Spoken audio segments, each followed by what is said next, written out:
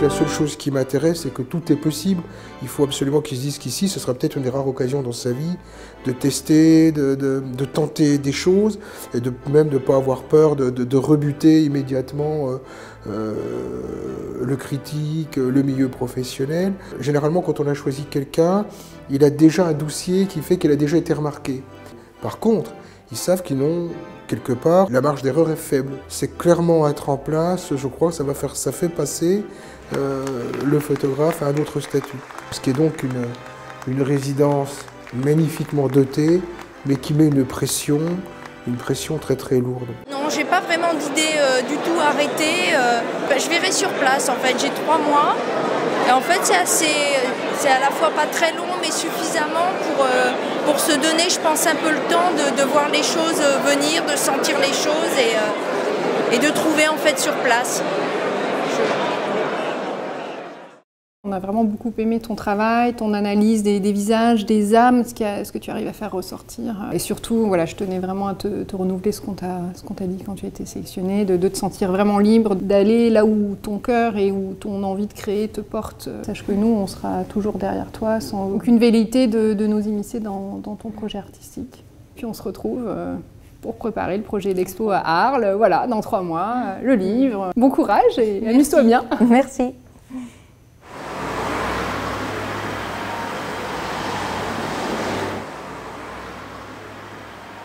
On aime bien que ce photographe n'arrive pas ici et ne rencontre même pas les gens d'ici. C'est quand même bien d'être de quelque part, à un moment donné, de poser ses valises et de regarder. Il faut qu'on sente qu'il y a du brouillard en hiver, que les gens d'ici, ils ont une histoire particulière.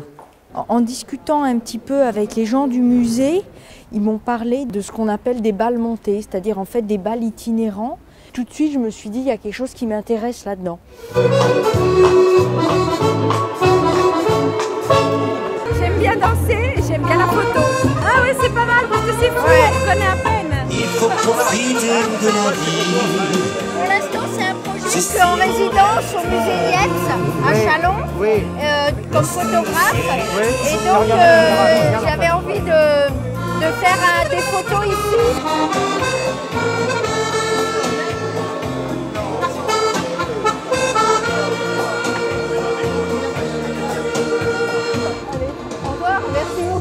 Au revoir.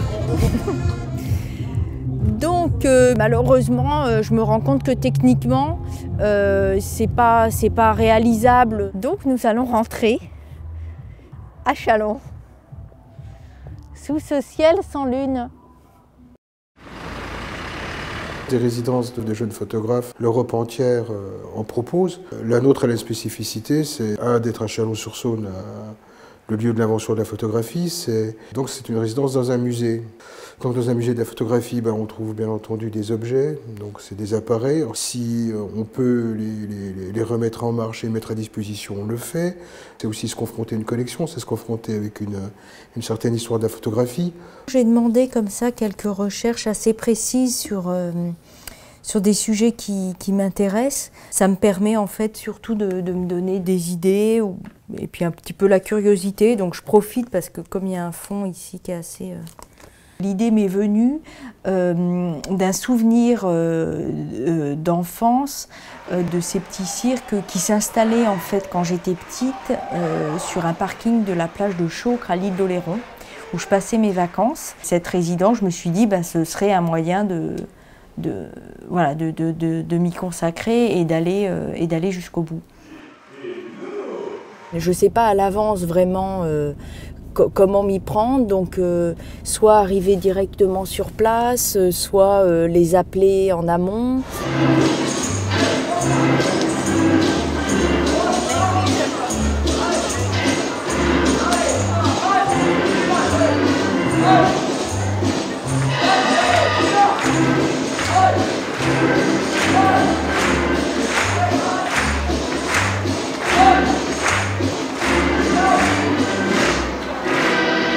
Il faut toujours que je fasse en sorte d'être très discrète, de ne pas prendre trop de place, de ne pas gêner leur déplacement. C'est toujours des ambiances un peu de bric et de broc, de bouts de ficelle. Si les choses sont trop verrouillées, trop parfaites, trop cadrées, bah ça respire plus en fait, ça vibre plus, c'est froid, c'est lisse, il y a une espèce de vernis. Je les attrape à un moment où ils ont quelques minutes à m'accorder. Ça se fait assez rapidement parce que voilà, ils vont, ils viennent, il faut qu'ils aillent se maquiller, puis ils ont envie de se reposer aussi. Carlos, bonjour. Vous avez pu lire le papier? J'ai pas encore fait. Comment?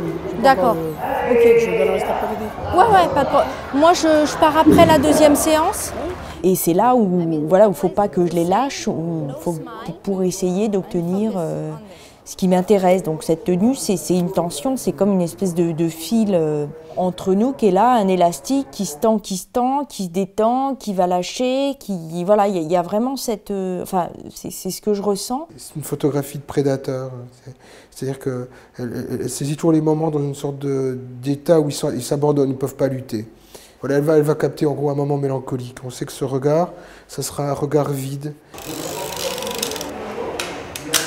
Alors vous regardez l'objectif du bas, voilà celui-là. Parfois ça va être le premier film où comme ça, de manière immédiate, comme si leur premier rapport, il y avait quelque chose qui tout de suite qui donnait, qui les traversait. Qui étaient là, et puis par contre pour d'autres modèles, eh ben, au contraire ils vont au départ être guindés, je leur dis de pas sourire, ils sourient quand même, ils sont dans la pose, ils sont dans la représentation d'eux-mêmes, d'essayer de voir en fait ce que je vois et que ça corresponde à ce qu'ils veulent montrer. Donc là j'ai besoin de les refotographier pour qu'au bout d'un moment toute cette armure elle se fissure ou elle tombe. Okay, that's it. Thank you very much. Thank you. See you.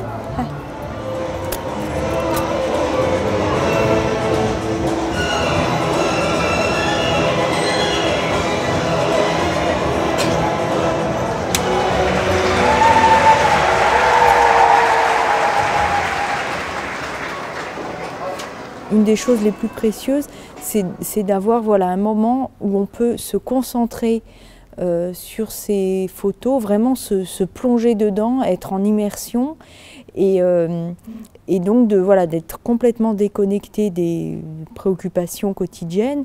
Et là, on creuse et entre regarder ce qu'on a déjà fait, ça influence ce qu'on va faire ensuite et petit à petit les strates qui s'accumulent les unes au-dessus des autres.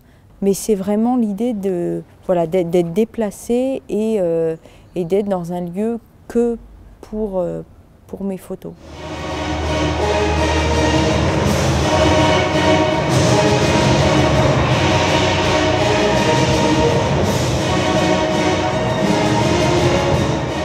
Ça nous dit. Bon, déjà, on n'a pas l'air d'être complètement à côté. J'avais cette peau beaucoup trop saturée, beaucoup trop rouge et magenta, etc.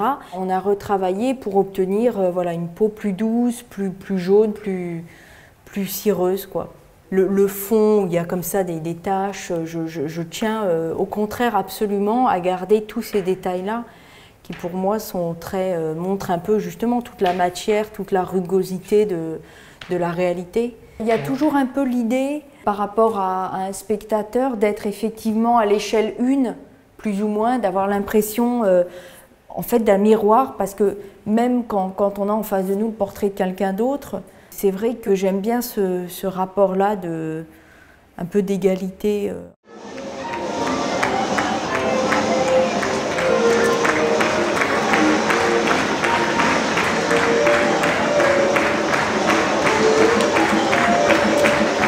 C'est vraiment contradictoire, c'est qu'en même temps, je ne suis pas en train de documenter leur vie, mais si ce n'était pas eux avec leur vie, j'aurais pas ça. On sait que c'est une relation entre le corps, la pensée, l'abandon. Il y a la fatigue, donc le corps qui est hyper musclé et travaillé, du coup, là, à ce moment-là, on l'abandonne. C'est justement cette tension géniale entre tout est fait pour, mais quand on n'est plus dans la situation de la représentation, tous ces fonds. Moi, je trouve que c'est quelque chose sur la société du spectacle, vraiment. C'est-à-dire que dès que tout ça est parti, il reste de la chair triste, des décors faibles, des costumes bricolés, et le regard hagard. Mais personne ne sait encore aujourd'hui ce que ça va donner à Crochet. C'est vraiment des individualités, c'est des histoires de vie différentes. Hein, et donc, comment ces gens-là vont vivre ensemble.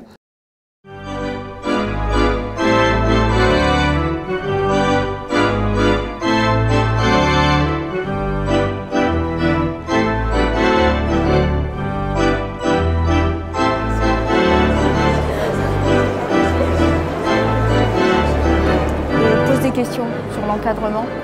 Je voulais qu'on... Je sais pas, non, je suis pas convaincue de ça. Toi, t'es convaincue?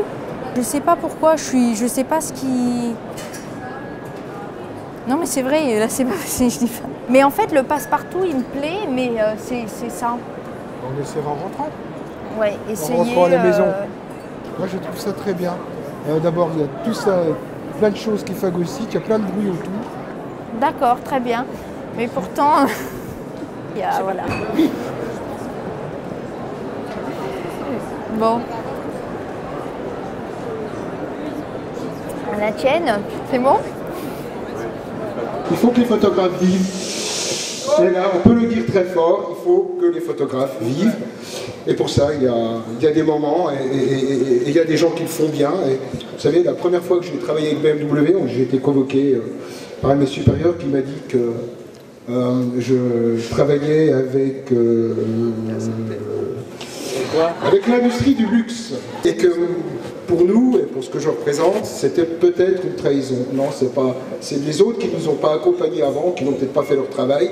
Et je suis vraiment ce qui se passe avec les équipes de BMW, la confiance qu'ils nous donnent et surtout le respect qu'ils ont pour les photographes. Et ben dans cette situation difficile, ben moi ça me fait, c'est pas difficile de dire merci à ces gens-là, vraiment.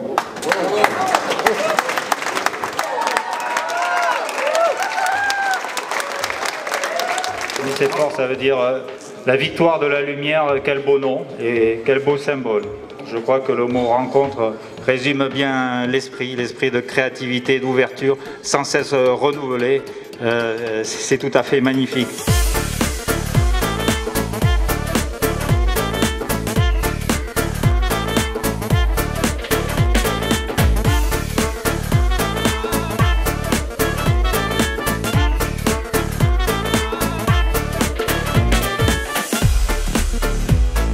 Je vais remercier bien sûr François Cheval et les équipes du musée Nicéphore Niepce, sans qui cette deuxième résidence n'aurait été pas possible. Nous sommes ici avec Marion pour la récompenser. Marion, lors de la sélection, tu avais impressionné le jury par tes portraits, par ton enthousiasme, par ta force. Et aujourd'hui, on peut voir ton exposition, Les Glorieux, ton magnifique travail. Pour moi, ces gens-là qui courent après justement un tout petit instant de gloire, pour le vivre, voilà, ils supportent des conditions très difficiles. Et donc, moi, je voulais voilà, alors, un peu montrer que pour moi, ils étaient glorieux. Un protocole particulier, un secret pour capter leur regard? Ben, comme vous dites, c'est un secret. Ok, en tout cas, bravo Marion, et venez tous voir l'exposition juste à côté.